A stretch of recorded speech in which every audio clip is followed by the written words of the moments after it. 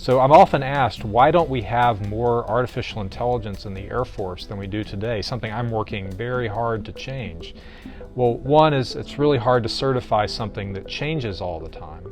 But what isn't well understood in the Pentagon, and I find through the country as a whole, is that artificial intelligence is very fragile in the face of an adversary. It's very easy to beat.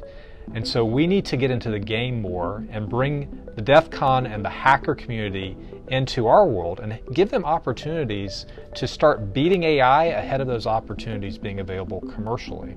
So that's where I'd like to see us go, is into algorithmic defeat, because that's the next generation of warfare. And the earlier we can determine how to make it safe and secure, the better off everyone's going to be. So I think you'll find that we're good listeners. So we have ideas. Will just talked about AI and potential issues with that. We're talking about satellites now, but we're curious what you think. What are things, whether design flaws we should be thinking about, which can be really portable, or other types of exploits that might not be on our radar. So we'd love to just hear your thoughts. We're going to listen, and tell us things we don't know, or tell us about challenges which are really hard. Like a year ago, hacking a satellite felt pretty hard, but we're there now. What is a really hard one that you're thinking about that we can challenge ourselves for next year? Why did you pick Steve Carell for Space Force? Well, you have to love Steve Carell, right? I'm such a huge Office fan, and so when that came out, I thought, money just because of that. But on the whole, when I get to talk Space Force, beyond the hype and the glitz that the public media often shine on it, it gets really simple to explain that.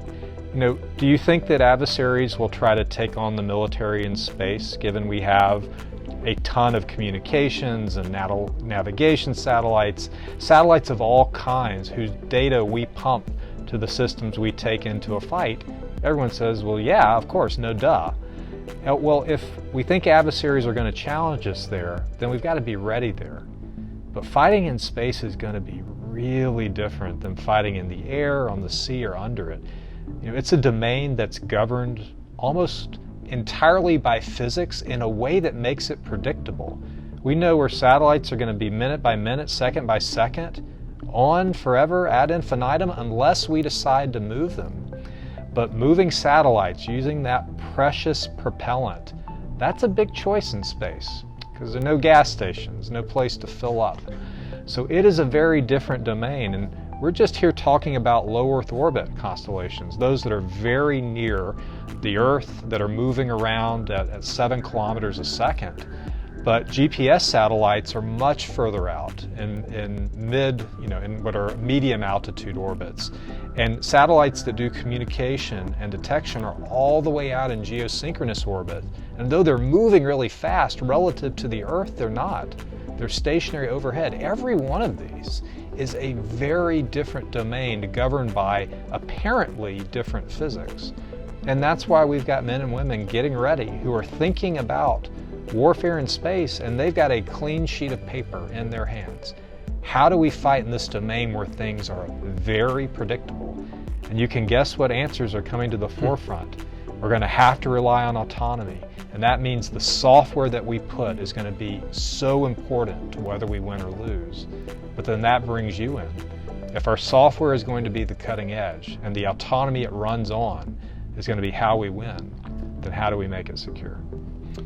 So I think we went through this period where at least we as a society didn't talk a lot about space.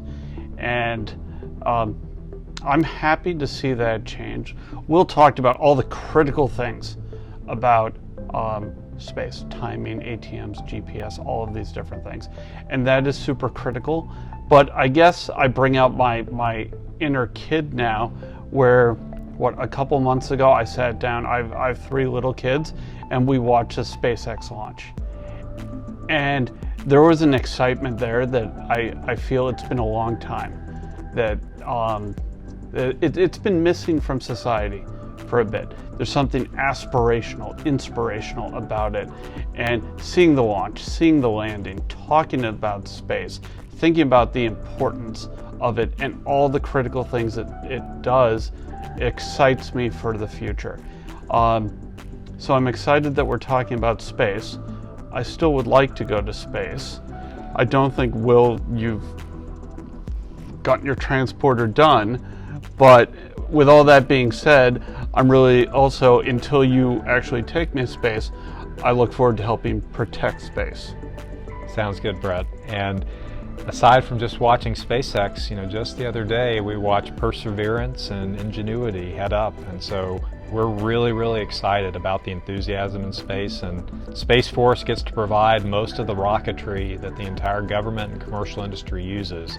So it's going to be a little while till we beam you to space, but we've got some excellent works and rockets that can help push you there. Do you think I could do that training thing in a couple weeks? Just bang it out? Let's talk about that next time on Between Two Nerds. Thanks for coming. Okay.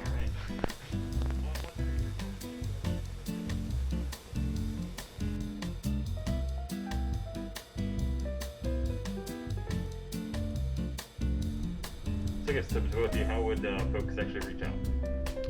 So we're really easy. We're on the Twitters. At least I'm on the Twitters. Are you on the Twitters? I promised, Brett, that for DEF CON, I would send out my first tweet. So I'm really looking forward to seeing Will on the Twitters. We're going to be, Will and I will be in the VRs during DEF CON. You can find us there. We'll be on Twitch. We'll be all over. And we'll make sure that we leave a link on our Hackasat site. If you are interested in finding out more about participating in future hacking events with the Air Force or DDS, we will leave a place for you to find us, for us to contact you. And we also want to hear your suggestions. And when COVID is done, if you're in DC, come to the Pentagon. We'd love to hear your ideas.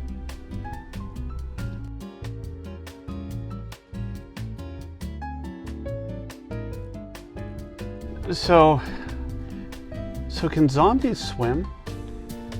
I don't know, Brett. I think it probably depends on what movie we're in and whether they knew how to swim before they were zombified.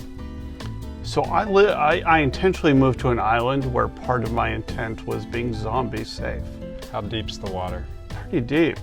Did you see World War Z? I did. Is it that deep? It might not be deep enough. You might need a better island.